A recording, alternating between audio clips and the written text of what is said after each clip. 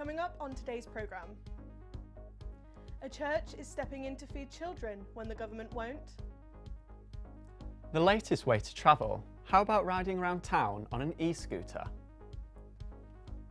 And students are still stuck inside. We're going to be looking at how COVID has affected their mental health in today's show. To consider us in any way.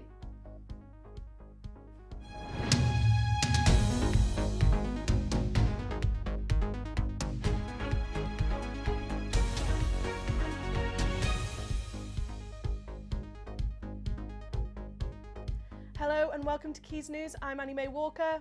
And I'm Jake Pencuthman. Our top story today. The Vine Cafe in Salford are taking feeding local children into their own hands. We went to check it out. Taking matters into their own hands. These church volunteers aren't quite turning their water into wine, but are doing their best to make sure children of Salford don't go hungry. There's the reality that there are lots of children that are struggling. There's no guarantee that people are going to come and use the service. You don't know whether, if you put something out there, that people are going to actually want to do it and take you up on it, you know. So it's a bit of a tester really this week. This non-profit cafe are giving out free packed lunches for any families feeling the pinch of COVID. Since the government declined now MBE Marcus Rashford's appeal for free school meals to continue into the half-term. Whilst only 5 packed lunches were given out today, they see it as a success to have filled at least a handful of bellies.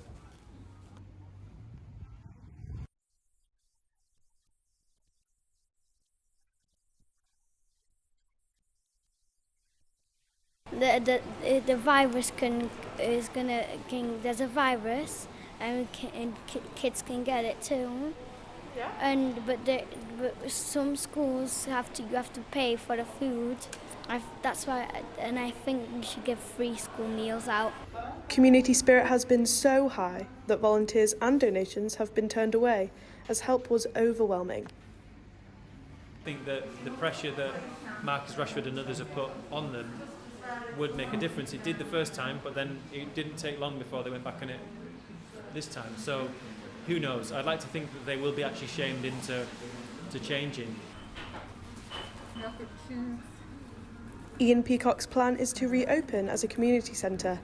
But first, Salford Elm Church are prioritising local children.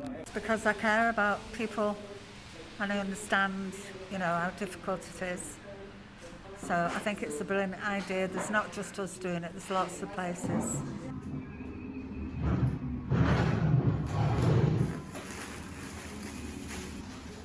Annie Mae Walker, Quays News.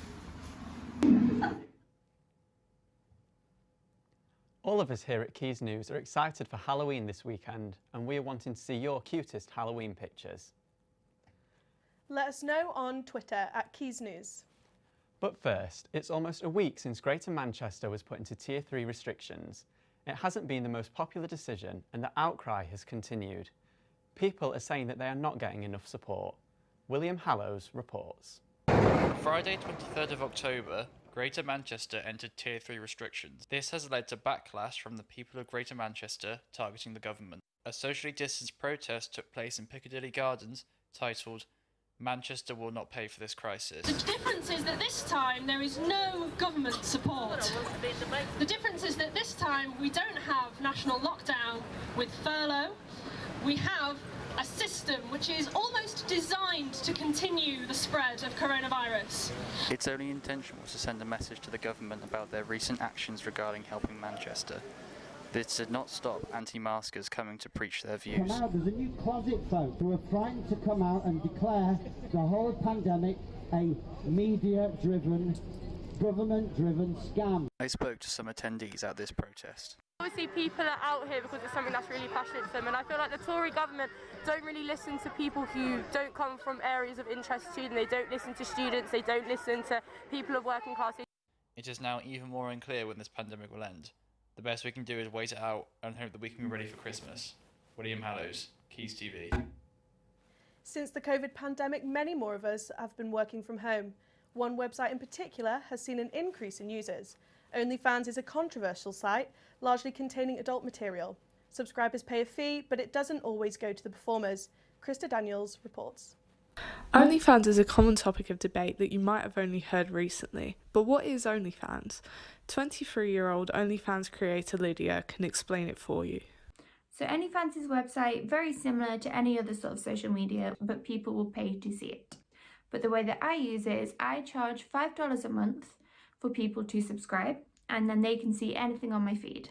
And I will post anything from underwear pictures to pictures, fully nude, videos, fully nude to full-on porn. You can also request private content just for yourself, which is what sets OnlyFans apart from other free sexual content. So people can tell me what they want me to do in a video or a photo, and I will charge, X amount for that. And then they will get their own personalised content that only they can see. Another OnlyFans creator who wished to remain anonymous thinks that due to coronavirus, many more people are getting OnlyFans. With people working from home, I think people are now starting to see that online sales is kind of where the money is now. However, people think that sex workers make more than the average person, but for the most part, that's not true. So a lot of the time, people seem to think that everyone in porn is making a crazy amount of money, which is not always the case. But there are girls in the top 5% who make roughly only a small amount of minimum wage. 41% of men said they did not respect women that did OnlyFans in comparison to only 11% of women. I asked why an OnlyFans creator thought this was. The minute you put it behind a paywall and the money goes to you and you're living well off of it, it really truly infuriates them, because it almost gives the sex worker in their eyes the upper hand, the power. And one thing I find funny is there are men who will sign up to your OnlyFans and they will download your content and they will host it somewhere, usually Snapchat. They'll create Snapchat accounts, and other men will pay them more than our subscription price to access our content. 73% of people didn't know this. And it's so common, but these men will charge maybe £15 a month. And it'll only be one or two girls as well. Whereas most girls on a sale, you can catch them for $3 or $3.50. You could sign up for 4 girls and see all of their content, but they would rather pay another man more to see the same content. Krista Daniels, Quays News. A new mode of transport has taken to the streets this week. The Lime e-scooter in Salford's latest edition. New folks went to find out more. Tired of the same old commute? Well, there is a new way to travel around Salford. E-scooters are now available to the public, but will anybody use them? I think I would use the Lime scooters just because now with COVID it's not as safe to use the buses and Ubers and stuff. I just think it's an easier way to travel. The key message we're telling people is to be safe, be responsible, to be vigilant, to watch out for others, and just be responsible.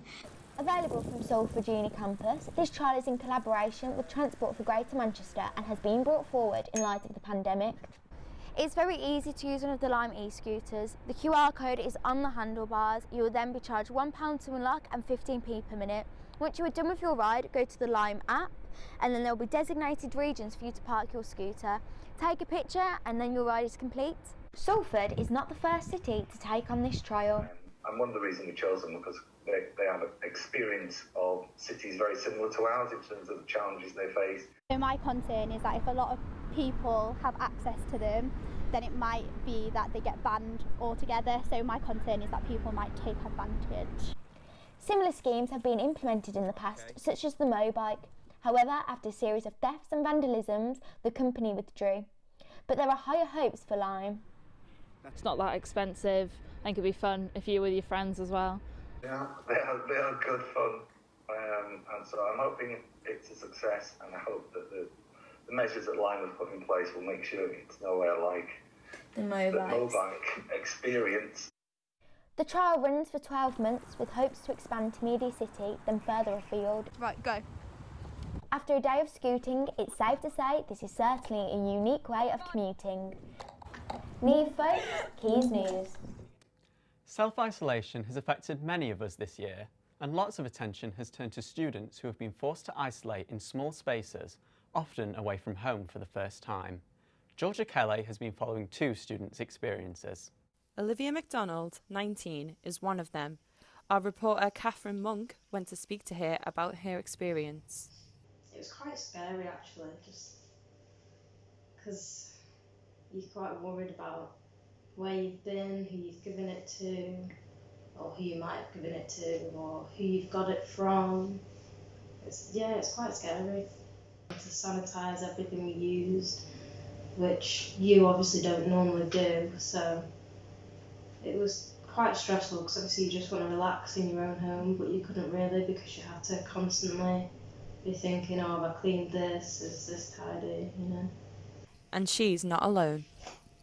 Rue Gilliand, 22, who also suffered from COVID and had to isolate, had the same experience as her. When you get ill and you're like student age, you tend to bounce back a bit better, whereas you also tend to be working a service job and interacting with people a lot older than you who aren't necessarily going to be able to cope with it in the same way. I know a lot of people, in fact I work with people who live at home with their grandparents and things like that, so what if I passed it on to one of them and then they'd got it? Our financial situation, because I rely on my weekly hours at work to pay for food, and to have those weekly hours taken away for obvious reasons of self-isolating, it meant that I was very stressed that I wasn't going to be able to pay my bills, especially when the guidance is so unclear when it comes to households like student ones. For Rue, he believes that the government isn't in their favour. It's really clear that they are not prepared to consider us in any way, because it's quite obvious that the second spike, it's obvious to me that the second spike is because of unis going back, and I think to put that blame on students is irresponsible and cowardly. Earlier, we asked you to get in touch on Twitter @Quays News. Your Halloween pictures have been sent in, and Anna Kirk has sent us this lovely photo of her pumpkins. Tonight we carved our first ever pumpkins, pretty pleased. Our fabulous parents decorated. Yeah. Some different images there. Do you reckon your parents could make us good pumpkin like that? I think so. I've had a go at making a pumpkin already this year, so I've been carving that. I've missed out. Have you?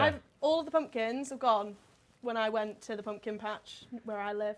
See, I thought because trick-or-treating's off the cards, Halloween parties are off the cards, you've got to carve a pumpkin.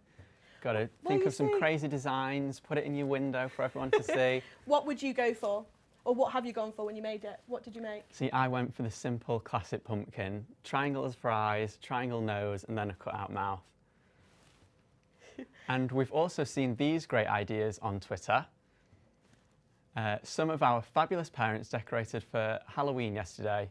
We also carved out some pumpkins, and everyone had lots of fun. So, coming up now, we have some fun Halloween trivia for you. For instance, did you know that trick-or-treating has existed since medieval time?